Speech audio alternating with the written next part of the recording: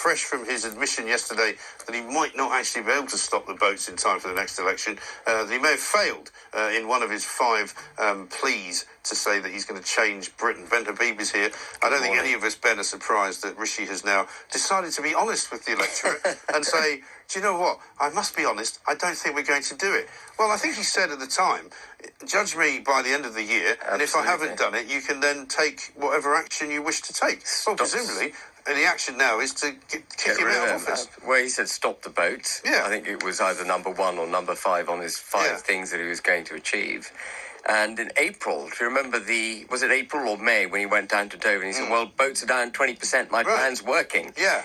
And all of a sudden the weather improved and boom. Exactly. You know, there's been a massive influx. And at the time, everybody said, no, it's because they haven't come because the weather's been bad. Because the weather. And the tides have been wrong. He knew that, of course. Of course he did. He was trying to get his little soundbite into the 24-hour news cycle. Yeah. And I think yesterday, or was it day before yesterday, 800 people came across. Yes. That's 1.6 times Bibby Stockholm, isn't it? Yeah. So that's 1.6 Well, I mean, I've barges, seen a figure this none morning. of which are filled. I've seen a figure this morning that suggests that something like 18,000 people have now come over within recent weeks. And so it's another record. Every sort of second day, there's yet another record. It's ridiculous, isn't it? It is ridiculous. And so just for viewers who aren't already familiar, there can't be very many viewers who aren't familiar with the story, but effectively, Britain's policy with the illegal crossings, the way Rishi Sunak and his cabinet wish to stop the boats, is through deterrence. And their idea of deterring these people from coming to the country was Rwanda. Well, that failed. They had the Nationality Borders Bill, which became the Act. Yeah. And they were going to be all tough on crime and people smugglers and the rest of it. That failed.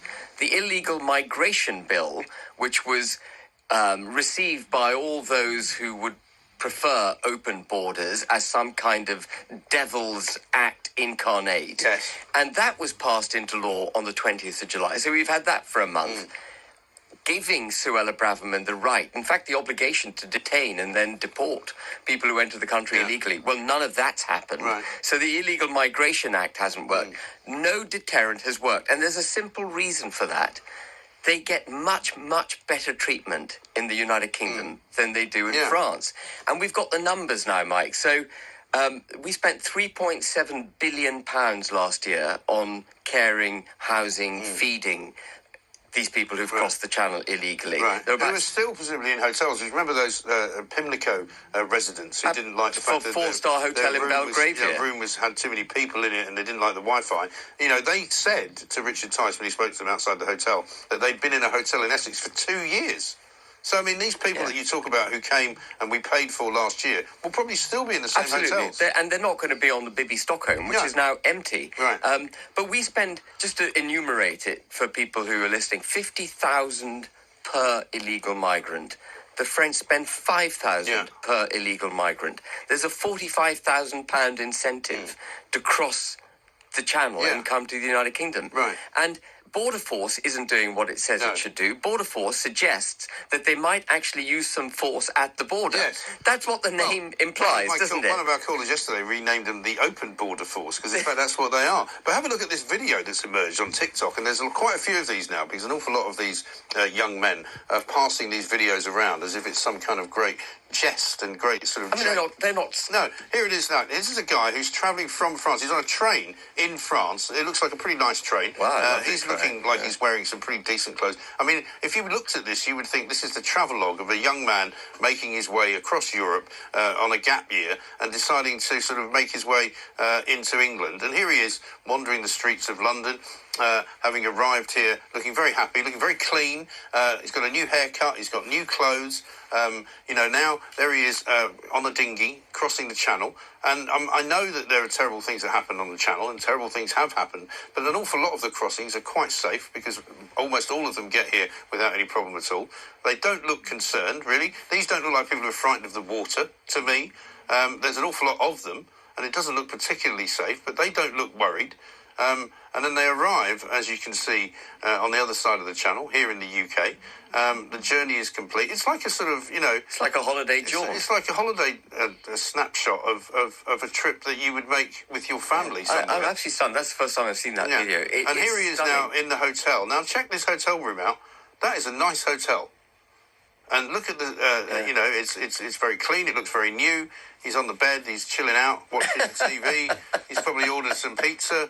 I mean, it's quite remarkable. It is isn't remarkable. And there will be people looking at that now who are living in, you know, sort of comparable squalor, who can't afford to order in some pizza. British citizens who might have friends who are really, really on the breadline, people who can't get a job, even though they want one, people who are maybe on the dole, people who are homeless, and they see that, and you go, well, this is like a holiday video. It's rubbish. Isn't it? It's absolute collapse of our Absolutely government. shocking. He's named on TikTok as Rahat Popal. He's thought to be an Afghan national.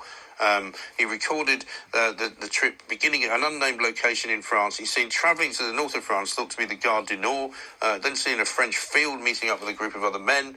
He then goes and gets on the boat and just, you know, wanders across to Britain. Incredible. Well, as I said before, Mike, the only form of deterrence that's going to work is actually stopping them in the channel. Or stopping them from leaving France. But, you know, the French are never going to do that, are they? It must be such a well-trodden route. It must be so obvious that these dinghies are sitting in, you know, sand dunes hidden away. Yes.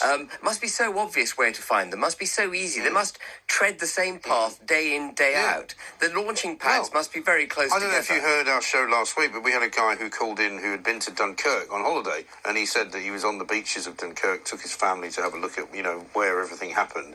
And there, of course, was a big, huge 4x4 with a big trailer on the back of it, 3 massive dinghies, which were then unhooked from the car, walked down to the edge of the shore. Then a double-decker bus turns up full of migrants. Yeah, so it's not exactly hidden, is it? Right. And the other thing that was going on was there was a police car, gendarmerie sitting there watching it all, doing nothing. Yeah. Well, there you go. So that's what's happened. That's where our £670 million is gone. The gendarmerie sitting comfortably in their car, watching these people attempting to cross the channel illegally. Yes. And we've got to take unilateral action, Mike. We've got to have a campaign. Talk TV should say, you should start it, Mike. A campaign to stop the boats in the channel. Yeah. We've got to develop the courage to do it. It's what the Australians did. And also, by the way, the Belgians have apparently stopped them from coming. So if the Belgians can stop them from coming, why is it not possible for the French to do the same? Well, there's no incentive, is there? They want them off their shores. They're being paid. The more we pay them, the more people they send, the more we pay them. They've cottoned on to that positive reinforcing cycle, and they're just going to keep doing it. Yeah. And here's another story that will shock you, because this is coming from